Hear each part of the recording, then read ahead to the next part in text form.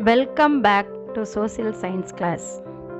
In the last class, we have learnt about ancient world civilization. What are the ancient world civilization?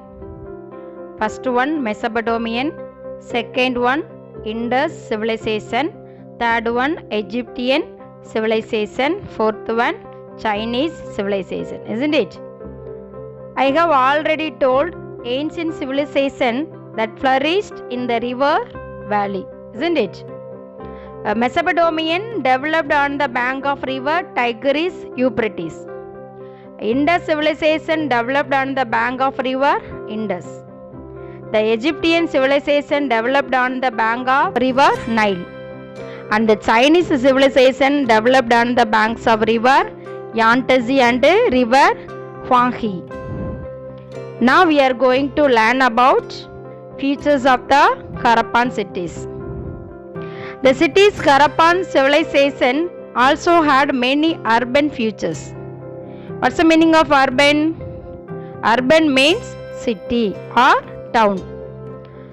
When archaeologists dug up the Harappan cities, they discovered some special features. For example, they found a large water tank in the city of Mohenjo-daro, which they named the Great Bath. Harappan civilization is said to be urban because of the following reasons. First one, well-conceived town planning. Second one, astonishing masonry and architecture. Third one, priority for hygiene and public health. Fourth one, standardized weights and measures. Fifth one, solid agricultural and artisanal base.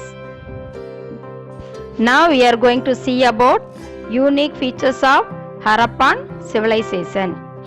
Archaeologists observed one common pattern while studying these ancient cities. Most of these cities were divided into two or more parts. There was an upper town and a lower town. Upper town or citadel. What's the meaning of citadel? Citadel means walled area, usually on a raised platform. Generally, the western side of each city was smaller in area but located at a higher level. Historians call this part of the city the citadel. It was used by administrators. Perhaps the rulers and powerful people of these cities stayed in the citadel. Next, great park and granaries are located. Next part, lower town. The eastern part of each city was larger in area and located on lower ground than the citadel. Historians call this part of the city the lower town.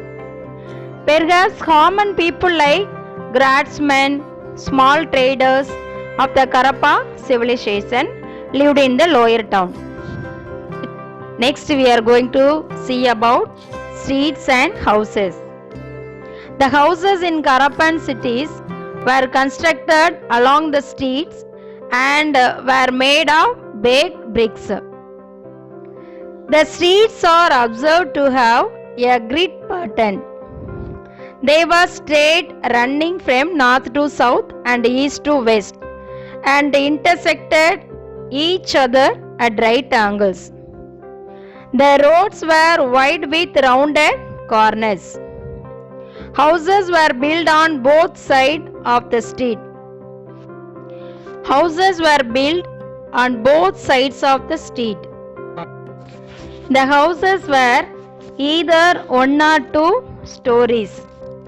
Most of the house had many rooms, a courtyard and a well. Each house had toilets and bathrooms. What's the meaning of courtyard? An area of ground without roof. The houses were built using baked bricks and mortar. What's the meaning of mortar? A mixture of cement. Sun-dried bricks were also used. Most of the bricks were of uniform size.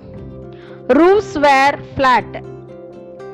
There is no conclusive evidence of the presence of palace or place of worship. Why burnt bricks are used in construction? They are strong, hard, trouble resistant to fire and will not dissolve in water or rain.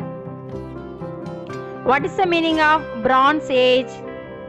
It is a historical period characterized by the use of articles made up of bronze. So it is called Bronze Age. Next we are going to see about drainage system. Many of these cities had covered drains. The drains were covered with slabs or bricks.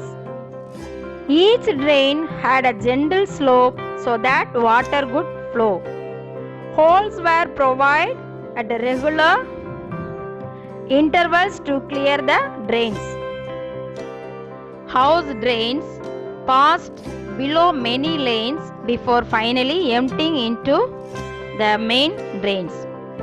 Every house had its own soak pit which collected all the sediments and allowed only the water to flow into the street drains. What's the meaning of sediments? A thick substance that forms at the bottom of a liquid. Next we are going to see about the Great Bath. The Great Bath was a large rectangular tank in a courtyard. It may be the earliest example of a waterproof structure. The bath was lined with bricks coated with plaster and made watertight using layers of natural bitumen. There were steps on the north and south leading into the tank. There were rooms on 3 sides. Water was drawn from the well located in the courtyard and drained out after use. Okay, dear children, let me explain more about this lesson in the next part. So, thank you, dear children. Learn well, do well.